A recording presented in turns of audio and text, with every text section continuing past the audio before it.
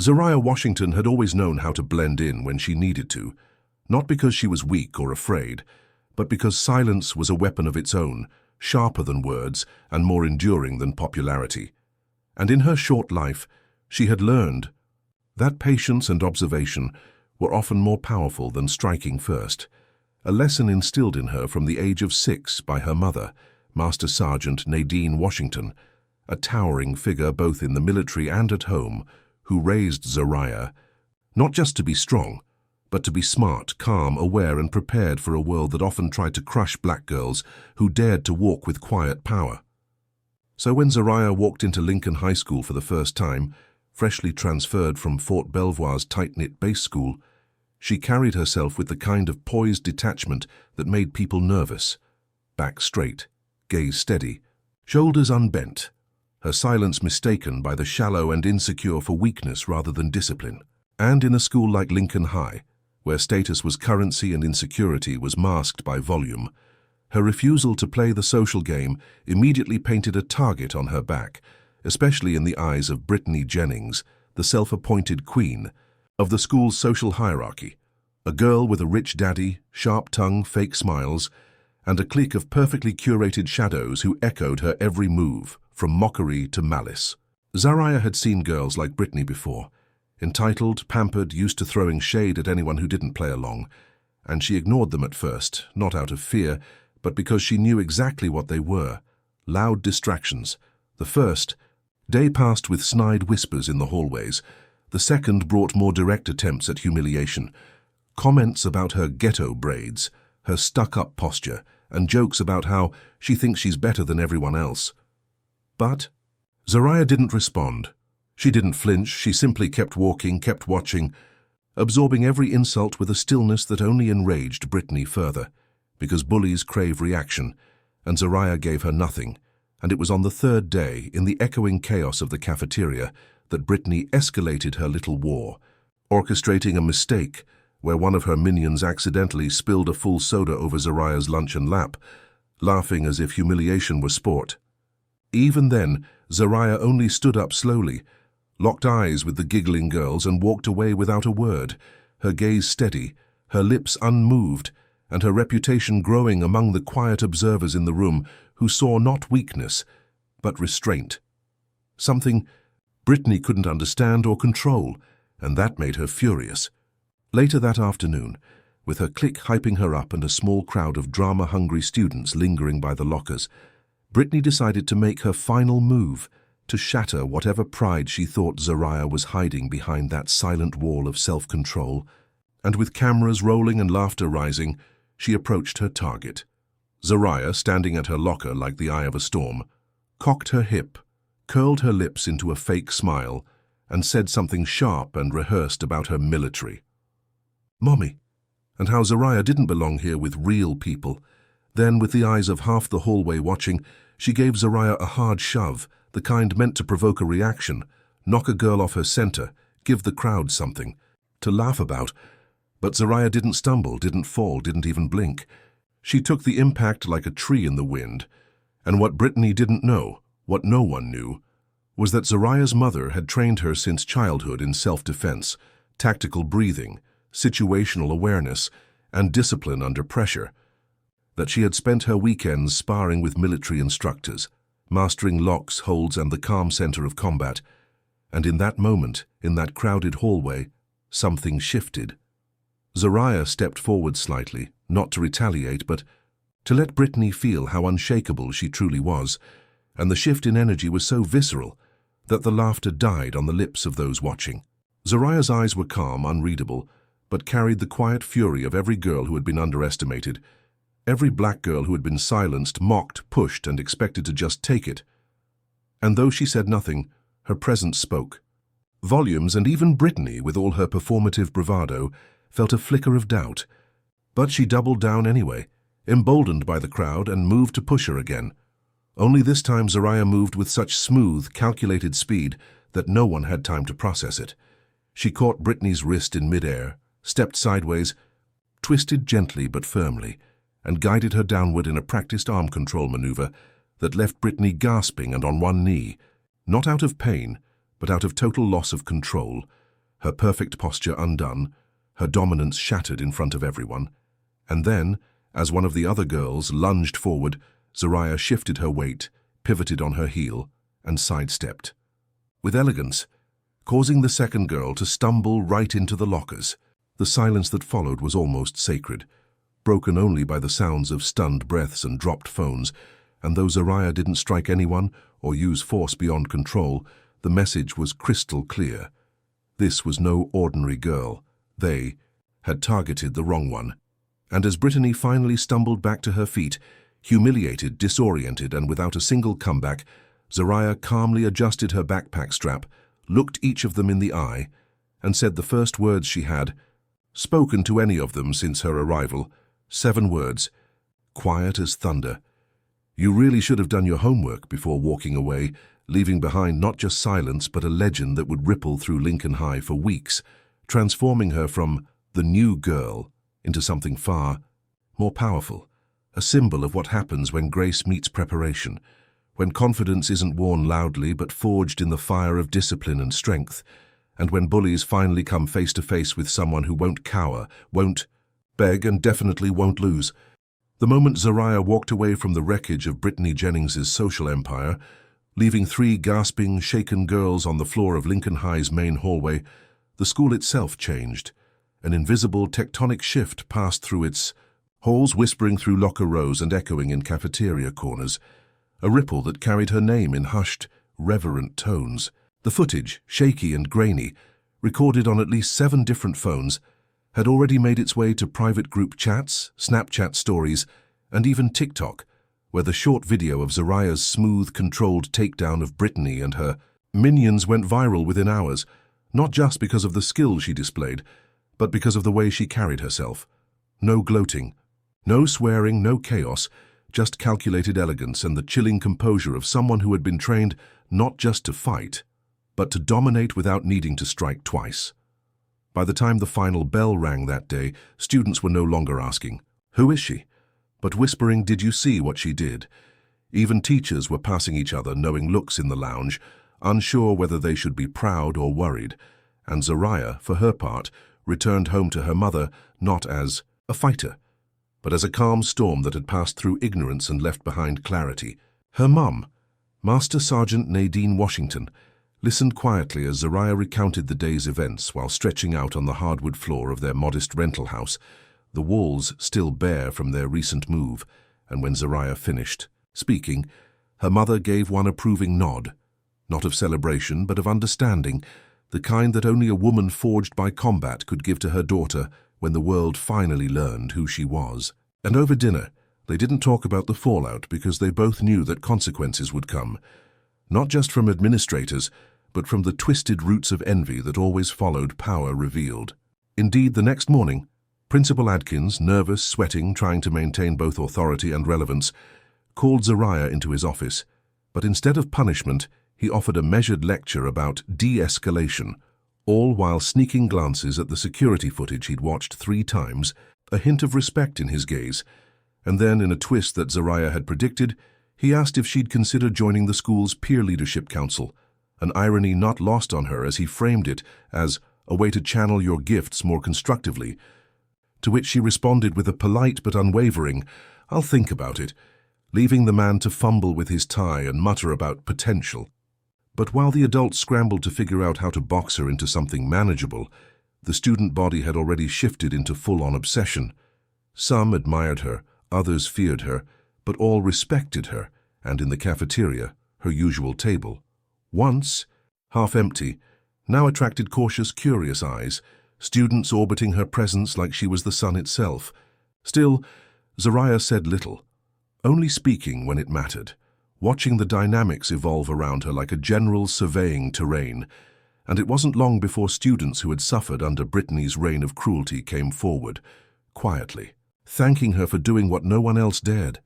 Even the outcasts, nerds, artists, kids of color, who'd always been too much or too different, began to sit closer, not to worship, but because they recognized in her something they'd all been denied, unapologetic strength. Yet for every admirer, there was someone who burned with resentment, and Brittany, humiliated, bruised, and stripped of her dominance, watched from the shadows, her smile now tight and bitter, the whispers that once lifted her, now blades she couldn't escape, and rage began to build in her like steam in a sealed pipe, dangerous, desperate, delusional. She didn't understand how she, the girl with perfect Instagram photos, a father on the school board and a flawless GPA, had been brought down by some quiet transfer student from a military base, and it was that lack of understanding, that refusal to see Zariah's strength as earned rather than stolen, that festered into something darker, leading her to begin plotting, quietly at first, reaching out to Jason Sutter, a senior known for his size and his love of confrontation, someone who'd been suspended twice for fighting, but remained popular among the football crowd. And though Jason had never crossed paths with Zariah, Brittany fed him lies, told him Zariah had insulted him, said he was weak, claimed she laughed at him in class, which, combined with Jason's bruised ego from a recent benching, made him the perfect pawn in her game of revenge. Meanwhile, Zariah remained aware, always aware of the eyes on her, of the tension brewing. And though she continued to go about her day with the same composed silence, her senses sharpened with every passing moment, noting the shift in body, language, the rising static in the hallways, the way certain kids glanced at her then looked away too quickly. She knew another confrontation was coming, not because she feared it, but because people like Brittany never gave up without one last desperate move. And so she trained even harder that week, waking up before sunrise to practice forms and drills, with her mother focusing on breath, precision, and balance, not because she wanted to hurt anyone, but because she needed to be ready. And the moment came on a Friday afternoon, just before the final bell, when Jason cornered her outside the gym with a crowd of students gathered like vultures circling potential violence, Brittany standing smugly in the distance with her arms crossed, hoping this time Zariah wouldn't walk away so cleanly. Jason, all swagger and testosterone, stepped forward and barked something about teaching her respect. And though Zariah didn't respond at first, her gaze swept the crowd, noting the fear in some faces and the glee in others, then landed on Brittany, who flinched the second Zariah made eye contact, a flinch that said everything, fear masquerading as confidence. Jason moved in, clenching fists, and threw a wild swing meant to intimidate, but Zariah didn't retreat. She stepped inside the arc of his punch, caught his wrist mid-air, twisted slightly, and dropped him with a leg sweep so smooth it looked choreographed, leaving him flat on his back and gasping as the crowd screamed in stunned disbelief. She stepped over him calmly, not even winded, and said loud enough for everyone to hear, "I warned you all, this isn't a game," then walked away as teachers stormed onto the scene, phones already buzzing in pockets and news of the second takedown spreading like wildfire across the school. By Monday, Zariah was a myth made real, a name that echoed in every hallway, every locker room, every whispered conversation, not because she fought, but because she didn't need to yell to command a room, didn't need a crown to be queen. And though Brittany and Jason would try to spin the story, the footage told the truth. They picked a fight with the wrong girl, and now the whole school knew what real power looked like. Not loud, not cruel, but focused, disciplined, unshakable. And Zariah, once the quiet new girl, had become a symbol of reckoning, not by choice but by presence alone. By the time Monday's sun rose, flooding the cracked pavement outside Lincoln High with golden light, the school had already transformed into a living organism shaped by one girl's presence. Zariah Washington was no longer the new kid from a military base, no longer a curiosity or an outsider, but something far rarer, a legend born not of myth but of action, whose strength was whispered like gospel in hallways still buzzing from the echoes of her restraint, her precision, her refusal to be broken by either venom or violence. And as students filled the halls, phones clutched in nervous hands, eyes scanning the crowd for a glimpse of her, there was a quiet reverence surrounding her now, like the calm before a sermon, as if even the lockers stood straighter in her presence. Yet Zariah did not seek attention, didn't bathe in the glow of her accidental fame.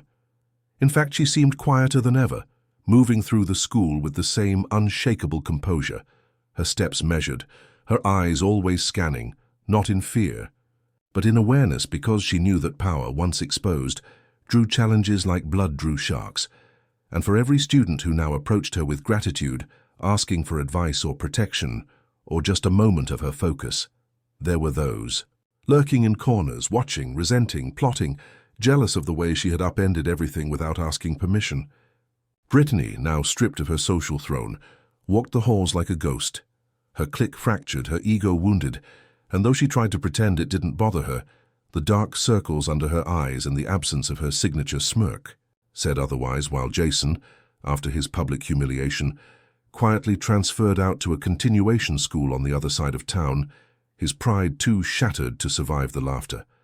And as for the staff, they had begun to treat Zariah with a strange mix of deference and caution. The PE coach asked if she'd consider competing in martial arts for the school. The AP history teacher asked her to lead a debate team, and Principal Adkins, ever the politician, invited her to a student leadership roundtable, clearly trying to harness the storm without understanding it. But Zariah, wise beyond her years, knew the danger of becoming an icon too quickly, knew that when people put you on a pedestal, they also looked for excuses to knock you down, and so she accepted only what felt right, rejecting flattery and false alliances, choosing instead to carve her own path, one that prioritized her integrity and peace over performance and popularity. At home, her mother watched with a steady eye, neither surprised nor overly concerned. After all, she had trained Zariah for this world, a world that often feared what it couldn't control, a world that tested girls like her with cruelty dressed as challenge. And when Zariah told her about the shift in how people treated her, Nadine only nodded and said, "Now they see the fire, but they don't know how long it took to build the spark." And it was during one of those late-night conversations, sitting on the worn couch in their quiet living room, with the muted news flickering in the background, that Zariah asked her mother the question that had been quietly burning in her heart. "What do you do when people expect you to lead, but you didn't ask to be followed?" And Nadine, without hesitation, replied, "You walk like you're alone anyway. Lead by walking straight, not louder." Those words became Zariah's compass in the weeks that followed, as more and more students came to her, not out of fear, but out of hope. The kid who'd been cyberbullied and wanted to learn how to speak up. The girl who confessed to skipping lunch because of mean comments about her weight. The boy who was constantly pushed in the halls for dressing too soft. And though Zariah wasn't a counselor or a therapist, she listened, offered quiet advice, and taught a few of them simple techniques her mother had passed down. How to breathe through anxiety, how to center your weight when walking, how to hold your body like it belongs exactly where it is. She never promised safety, only strength. And to her surprise, a quiet coalition began to form around her, not a clique or a gang, but a movement of students who had seen what real power looked like and wanted to reflect even a shard of it in themselves. But movements, even unintentional ones, attract scrutiny, and it wasn't long before whispers reached the ears of local media. A viral new student with unshakable confidence and a following at a troubled high school. And one day, without warning, a young journalist from an independent outlet showed up after school, asking to interview Zariah for a piece on youth leadership and discipline, praising her for breaking the bullying cycle without violence. But Zariah declined the interview politely but firmly, saying, "This isn't a story. It's my life. And some of us don't get to tell it twice if it's told wrong the first time." And that quote alone was enough to light a fire online again, cementing her as not just an urban legend in school, but a growing symbol of quiet rebellion. Meanwhile, Brittany's anger had curdled into something crueler. Unable to reclaim her old power, she began spreading rumors in darker corners of the internet, feeding into anonymous forums with lies about Zariah's past, even going so far as to suggest that Zariah was part of some military spy program trying to turn awe into suspicion. But it didn't work the way she hoped. Instead of turning people against Zariah, it made them more fascinated, and it only confirmed what many students already sensed, that Zariah was operating on a level most of them couldn't understand, and that her silence wasn't absence, it was armor. But even armor cracks, and late one Friday night after a long week of tests, whispers, and unspoken pressure, Zariah sat on her bedroom floor and let herself cry, not because she was breaking, but because she was carrying so much for so many, and hadn't allowed herself to feel the weight. And when her mother found her like that, she said nothing at first, only sat down beside her, placing one strong arm around her shoulders and saying, "Even generals cry, baby." That's why they win. And in that moment, Zariah felt something deep loosen inside her, a reminder that strength wasn't just about what you could carry, but who you could be vulnerable with. And from that moment on, Zariah carried herself, not just with power, but with grace for herself, reminding those around her that strength wasn't the absence of pain. It was the ability to feel it, face it, and still walk forward, head high, shoulders back, eyes steady. So as spring rolled in and Lincoln High bloomed with uneasy hope, students no longer asked, "Who is she?" They began asking, "How can I be like that?" And without knowing it, Zariah had become what every bullied kid had once needed, what every underestimated girl had dreamed of seeing. Proof that you could be strong without being cruel, seen without performing, respected without shouting. Proof that you could walk into a room full of enemies and still leave with your soul intact. Weeks passed, and Lincoln High slowly began to transform. Not with fanfare, not with banners or speeches, but in subtle shifts, like shadows moving with the sun. The hallways once thick with whispers of Brittany Jennings and her iron-fisted social rule now carried a quieter, more curious energy. A sense that something fundamental had changed in the atmosphere, like the school itself had taken a deep breath and remembered what it meant to be alive. Students began walking straighter, laughing louder, and not out of cruelty or fear, but because someone had finally proven that it was possible to walk into this brutal system and survive without becoming brutal yourself. And that someone was Zariah Washington, no longer the new girl, no longer the fighter, but something rarer, more enduring. A presence, a compass, a standard. She didn't chase popularity, but it followed her anyway, like light tracing the edge of a blade, sharp and undeniable. And while others had once tried to use her name as a weapon, whispers in bathrooms, screenshots of her discipline, doubts about who she thought she was, none of it stuck because Zariah had done something no one else at Lincoln High had dared. She'd shown her full self, unpolished, unflinching, and unafraid, and still remained standing. The martial arts club welcomed her like a long-lost limb. The instructor, a former national champion, immediately recognizing her talent not just in movement, but in intention, in the way she understood breath before motion and silence before strategy. And within weeks, she wasn't just training, she was helping teach, earning the respect of black belts twice her size, becoming a quiet leader among warriors.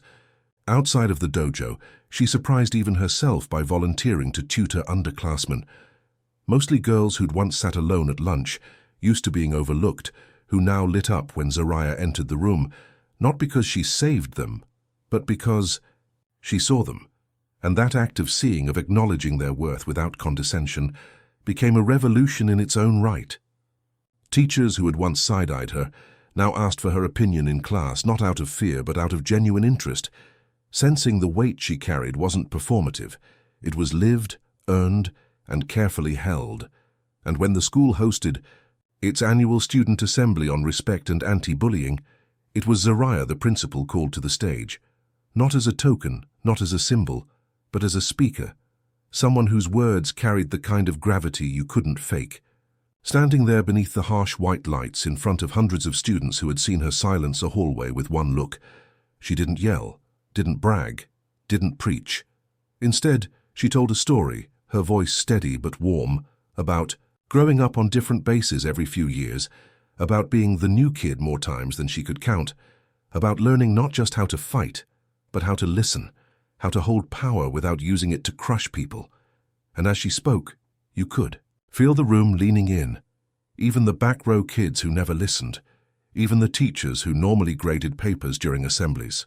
Because Zariah spoke with a truth that landed like a heartbeat, undeniable and human, and when she finished, there was a beat of silence before the applause started, not thunderous, but respectful, as if everyone understood something had just shifted again. And then, after the assembly, when the crowd had thinned and the lights dimmed, Brittany Jennings appeared. Not the Brittany of cruel laughter and Instagram-perfect arrogance, but a hollowed-out version, smaller somehow, shoulders curled inward, eyes haunted not by defeat, but by a long-overdue reckoning. And she approached Zariah not with swagger, but with something close to vulnerability. No entourage, no phone camera ready to spin the moment, just trembling regret and the words, "I'm sorry, I didn't know who you were." And for a moment, time stilled between them. Two girls who had once stood on opposite ends of a silent war now staring at the same truth.